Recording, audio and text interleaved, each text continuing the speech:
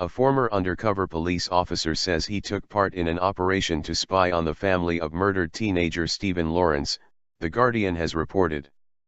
Peter Francis reportedly said his task was to find dirt that could be used to smear them in the period shortly after his murder in April 1993. The friend who witnessed the murder and campaigners angry at the case were also targets, according to the paper. The Metropolitan Police said it recognized the gravity of the claims. The claims have surfaced as a result of a joint investigation into undercover policing by The Guardian and Channel 4's Dispatches program, to be broadcast on Monday, June 24.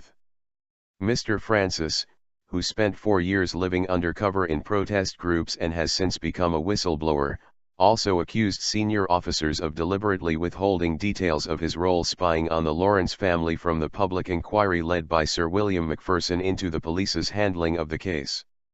A spokesman for the Metropolitan Police said the allegations would bring particular upset to the Lawrence family, adding, "We share their concerns." He said, "A thorough review and investigation into these matters, Operation Hearn, is being overseen by Derbyshire Chief Constable Mick Creedon.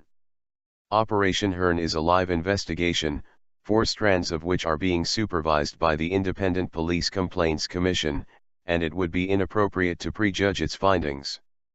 But Doreen Lawrence, Stephen's mother, reportedly said, "Nothing can justify the whole thing about trying to discredit the family and people around us." Astonished. Stephen Lawrence, a black teenager, was killed as he waited for a bus in April 1993. More than 18 years later, in January 2012, Gary Dobson and David Norris were found guilty of his murder by an Old Bailey jury after a trial based on forensic evidence. Scientists had found a tiny bloodstain on Dobson's jacket that could only have come from Mr. Lawrence, and a single hair belonging to the teenager on Norris's jeans. Dobson and Norris had first been arrested in connection with the murder just weeks after it happened, but the case against them collapsed. A private prosecution against Dobson in 1994, launched by Stephen's parents, also failed and Dobson was acquitted. In 1999, an inquiry chaired by Sir William Macpherson, a retired High Court judge, into the killing and its aftermath published a report accusing the police of institutional racism and making 70 recommendations, many aimed at improving police attitudes to racism. Criticizing the police, Sir William said he was astonished by the lack of direction and organization during the vital hours after the murder. The Lawrences had been patronized, treated with insensitivity and lack of sympathy, and kept in the dark about the investigation, he added.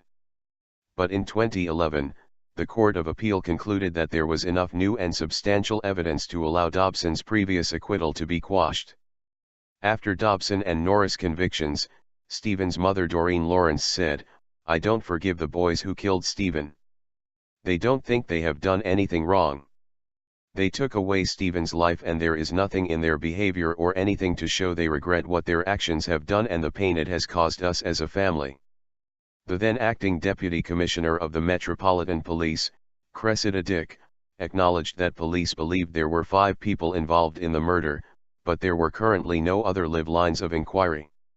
In a statement read by his lawyer outside the Old Bailey, Stephen's father, Neville Lawrence, said the convictions were a moment of joy and relief, but he could not rest until all of those who killed his son were brought to justice.